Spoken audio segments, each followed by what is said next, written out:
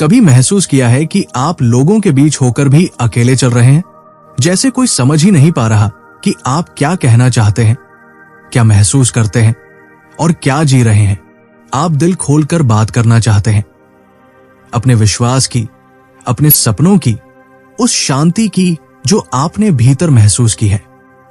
लेकिन सामने वाले के चेहरे पर बस एक उलझन भरी चुप्पी होती है, जैसे आप एक अलग ही भाषा बोल रहे हों। आप जितना विनम्र रहने की कोशिश करते हैं, जितना लोगों से जुड़ना चाहते हैं, उतना ही मन के अंदर एक द्वंद्व बढ़ता है। क्या मैं खुद के साथ सच्चा रहूं या सबको खुश करने के लिए खुद को खो दूं? हो सकता है कोई दोस्त आपके विश्वास का मजाक उड़ाता हो सकता है आपका ही परिवार आपकी शांति या बदलाव की बातों को सुनकर आंखें घुमा देता हो। ऐसे में मन पूछता है, क्या मैं सबको प्यार दे सकता हूं बिना खुद को खोए? और इसका जवाब है हां, बिल्कुल दे सकते हैं, क्योंकि सच्चा प्यार मतलब ये नहीं कि आप अपनी सच्चाई छोड़ दें।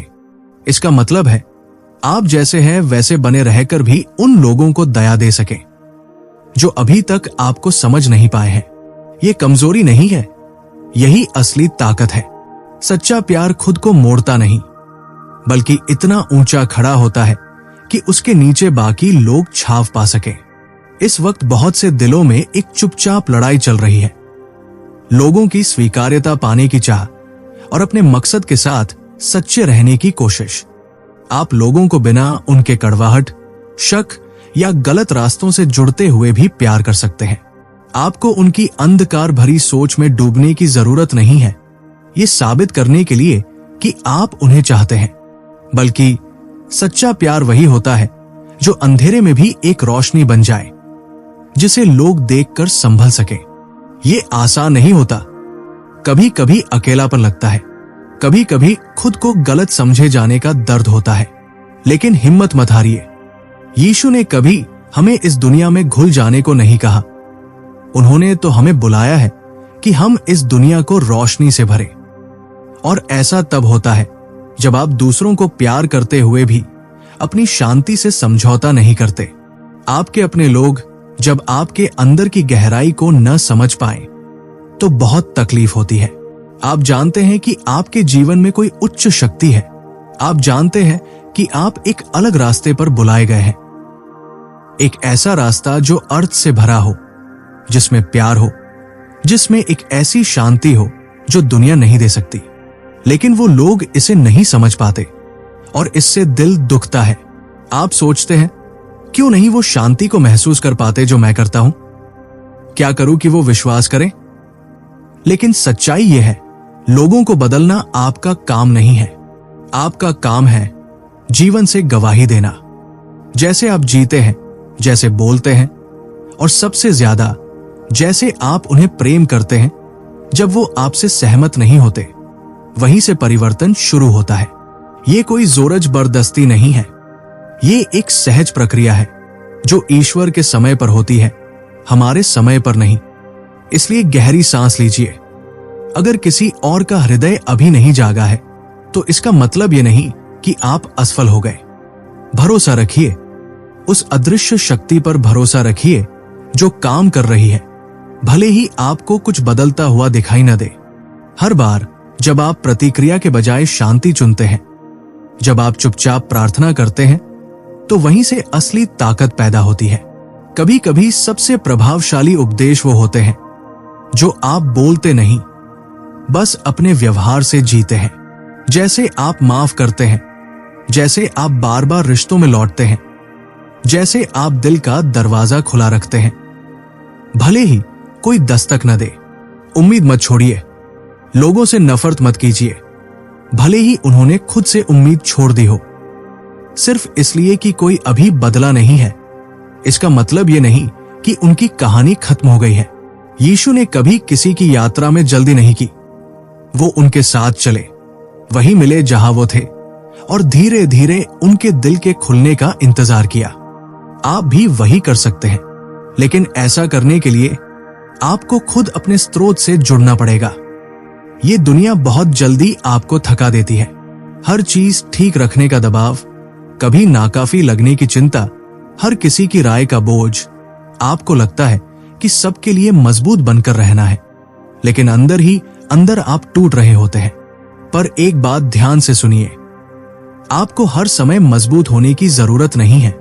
असली ताकत तब आती है जब आप जानते हैं कि कमजोरी के समय कहाँ जाना है। यीशु ने सिखाया कि सच्ची ताकत आत्मनिर्भरता में नहीं, बल्कि एक ऊंची शक्ति पर निर्भरता में है। ऐसी शक्ति जो अनंत है, गहरी है और सच्ची है। वो हमें बुलाते हैं, जैसे भी हैं, थके हुए, डरे हुए, उलझे हुए, और वहां से हमें शांति, स्पष्टता और साहस देकर विदा करते हैं। हम इस जीवन का सारा बोझ अकेले उठाने के लिए नहीं बनाए गए। हमें ऐसा मशीन नहीं बनाया गया जो सब कुछ खुद कर ले। हमें कनेक्शन के लिए, जुड़ाव के लिए बनाया गया है, एक ऐसे ईश्वर के साथ जो पूरी तस्वीर देखता है, भले ही हम न देख पाए। उसी जुड़ाव में हमें वो स्थिरता मिलती है जो दुनिया नहीं दे सकती। ये कोई ऐसा जीवन नहीं है जिसमें मुश्किलें न हो, लेकिन एक ऐसा दिल जरूर होता है जिसमें डर नहीं होता। जब आपकी ताकत उस पर आधारित हो जो कभी नहीं बदलता, तो आपकी शांति भी परिस्थितियों पर निर्भर नहीं रहती। जब तूफान आएंगे, और जरूर आएंगे, तो आप फिर भी खड़े रहेंगे, क्योंकि आपकी नींव आपकी नौकरी, आपके रिश्ते या आपकी योजनाएं नहीं है। आपकी नींव वो है जो हिलता नहीं। तो अपनी जरूरत से भागिए मत, अपनी कमजोरी को छुपाइए मत।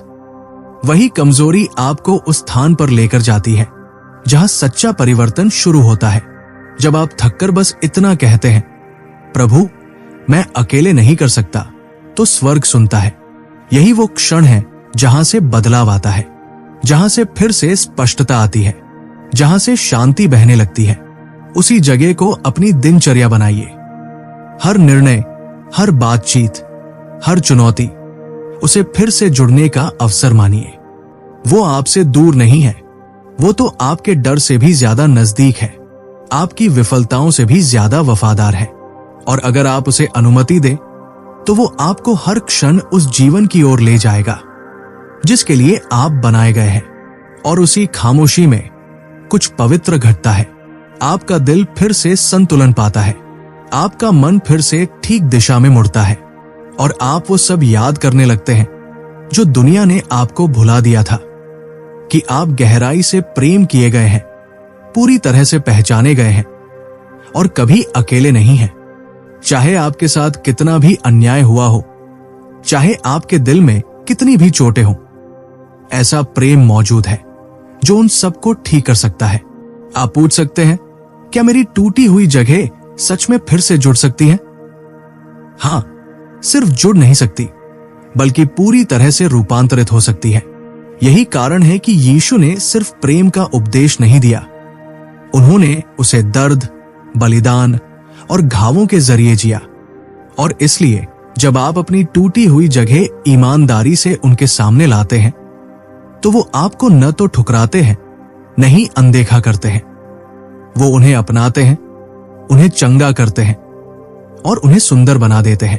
तो अपना अतीत उन्हें दे दीजिए, अपने दर्द, अपनी निराशा, इवन वो हिस्से जो अब भी संदेह में है, सब कुछ उन्हें सौंप दीजिए। इसलिए नहीं कि आपने सब कुछ समझ लिया है, बल्कि इसलिए क्योंकि आप विश्वास करते हैं कि वो आपके जीवन से कुछ ऐसा बना सकते हैं जो आप कभी सोच भी नहीं सकते थे। आपका दर्द व्यर्थ नहीं जाएगा।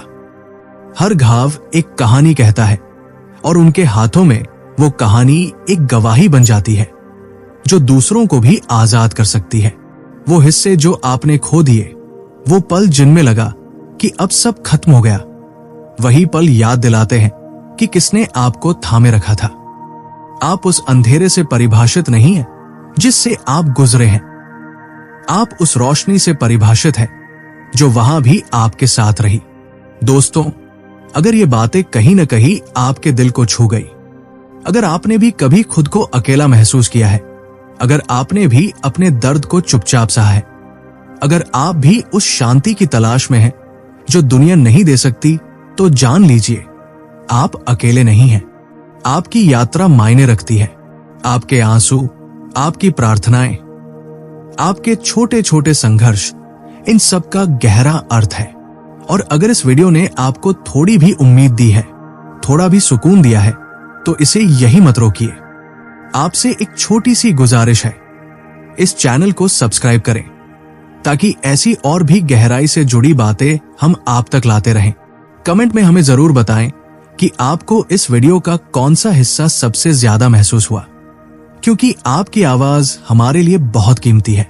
और अगर आप चाहते हैं कि किसी और का दिल भी इस सच्चाई से छुए, तो इस वीडियो को शेयर जरूर करें।